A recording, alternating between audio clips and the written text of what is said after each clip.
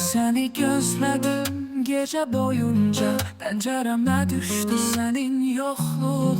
Adını çağırdım nefesimle, sessizliğin içinde kaldım suskun.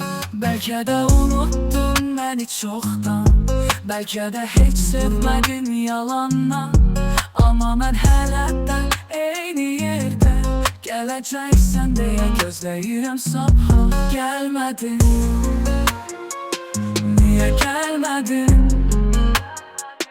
Bu ürək səni her gün, her an istedi, gülmedin. Senden sonra bir de hiç kime bakıp sevinmedim. Senli xatirələr toxunur mənə, soyuq yuxularımda izlərin var. Her addımın içimde çöküp, bu şehirde senin sesin